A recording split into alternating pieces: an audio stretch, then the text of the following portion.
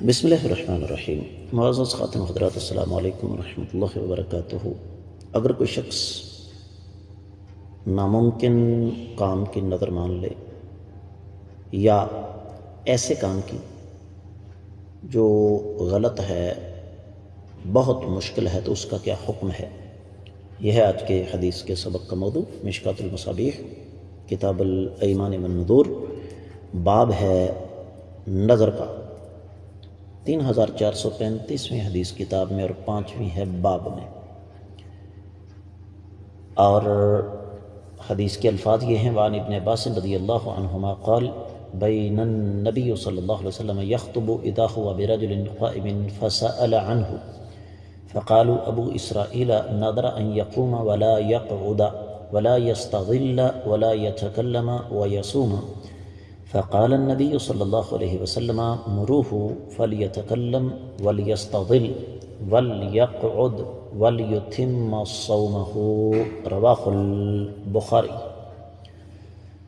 معزز خاتم حضرات، آپ نے سماعت فرمایا کہ یہ روایت صحیح بخاری میں ہے۔ تفصیلی حوالہ نوٹ فرمائیے گا، کتاب الایمان والنذور صحیح بخاری میں سے 31واں باب ہے کہ ایسی چیز کی نظر جو انسان کی ملکیت میں نہیں ہے۔ 6704 حدیث ہے۔ سنن ابی داؤد میں 3300، سنن ابن ماجہ میں 2136۔ صحیح بخاری میں حدیث ہے، اس کی سند پر کوئی تبصرہ کرنے کی ضرورت نہیں ہے۔ ترجمے کا رخ کرتے ہیں۔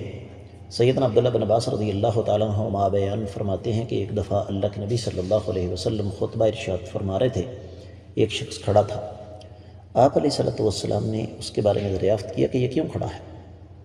صحابہ کرام نے بتایا کہ اس کا نام ابو اسرائیل ہے، اس نے نظر مان رکھی ہے، وہ کھڑا رہے گا، بیٹھے گا نہیں، سائے میں بھی نہیں جائے گا، کلام بھی نہیں کرے گا اور روزے سے ہی رہے گا۔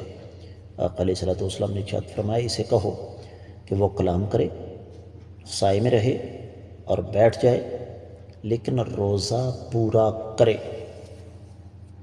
اس کا مطلب کیا ہے معزز خواتین حضرات؟ اس قسم کی مخلوق ہمارے ہاں بھی پائی جاتی ہے۔ بہت ساری مثالیں دے سکتا ہوں، لیکن صرف ایک مثال پر گزارا کیجیے گا۔ بچپن میں ہمارے محلے میں ایک ملنگ آیا کرتا تھا اور اس نے اپنے کندھوں پر کوئی 50 کے قریب لوہے کی زنجیریں، جسے ہم اپنی زبان میں بھینسوں والا سنگل کہتے ہیں، وہ ڈال رکھے تھے۔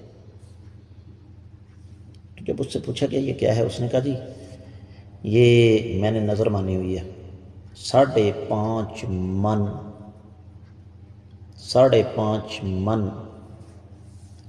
220 کلو گرام وزن، اس نے کہا جی میں نے زندگی بھر اٹھائے رکھنا ہے۔ تو یاد رکھیے، یہ اللہ کے رسول صلی اللہ علیہ وسلم کا طریقہ نہیں۔ اب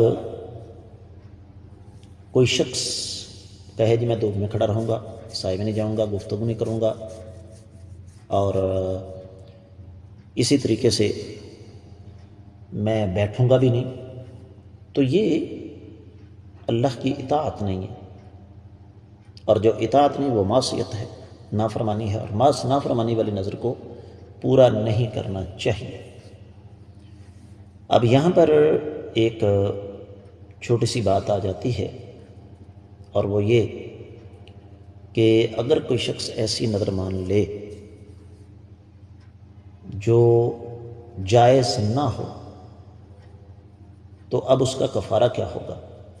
سب سے پہلی تو بات یہ ہے کہ یہ طریقہ ہی غلط ہے، شریعت کے مزاج کے بالکل منافی ہے۔ اور جو کام شریعت کے مزاج کے منافی ہو، اس کے بارے میں ہم پیچھے پڑ چکے ہیں۔ نبی کریم صلی اللہ علیہ وسلم نے ارشاد فرمایا کہ اگر کوئی شخص اللہ کی نافرمانی کی نظر مانے تو وہ پوری نہ کرے۔ اب یہاں پر ایک سوال آ جاتا ہے کہ کیا ایسی نظر کا کفارہ ہے؟ اس بارے میں اہل علم کا اختلاف ہے۔ زیادہ تر اہل علم کی رائے یہی ہے کہ ایسی نظر کا کفارہ نہیں۔ میں امید کرتا ہوں کہ آپ کو یہ حدیث اچھی طرح سمجھ آ گئی ہوگی۔ اس کے ساتھ ہی آج کے حدیث کے سبق سے اجازت دیجیے۔ السلام علیکم ورحمۃ اللہ وبرکاتہ۔